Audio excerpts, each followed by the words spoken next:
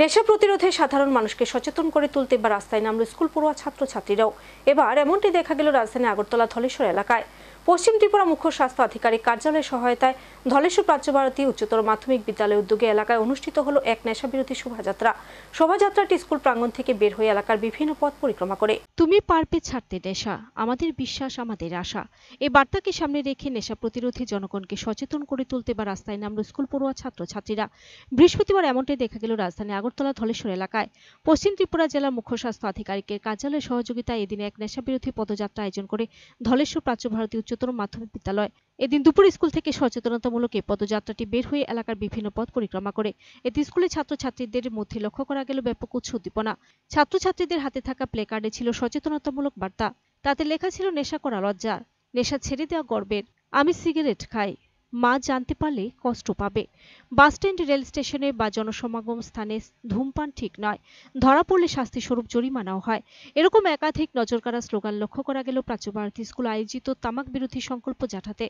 সচেতনতামূলক এই কর্মসূচি প্রসঙ্গে স্কুলের প্রধান শিক্ষক সুবীর দেববর্মা জানান, 31শে মে বিশ্ব তামাক বিরোধী দিবস অনুষ্ঠিত হয়। সেই সময় স্কুল গ্রীষ্মকালীন ছুটি থাকায় কিছু করা সম্ভব হয়ে ওঠেনি। তাই খানিকটা দেরিতে হলেও এবার বিশ্ব তামাক বিরোধী দিবস উপলক্ষে তামাক বিরোধী জাঠার আয়োজন। তাতে সহযোগিতার হাত বাড়িয়ে দিয়েছে স্বাস্থ্য দপ্তর। এই পদযাত্রার মধ্য দিয়ে স্থানীয় এলাকাবাসীকে বার্তা দেওয়া যেন প্রত্যেকে তামাক বর্জন করে। আজকে আমরা প্রাচ্যভারতী বিদ্যালয়ে বিশ্ব তামাক বিরোধী দিবস আমরা জানি 31শে মে অনুষ্ঠিত হয়। সেই সময় আমাদের বিদ্যালয় ছুটি ছিল, গ্রীষ্মকালীন ছুটি।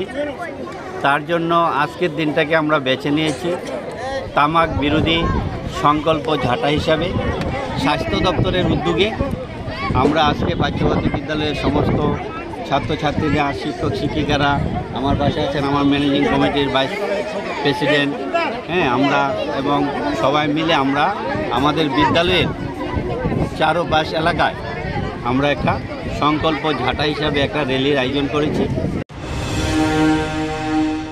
Bureau report, search India.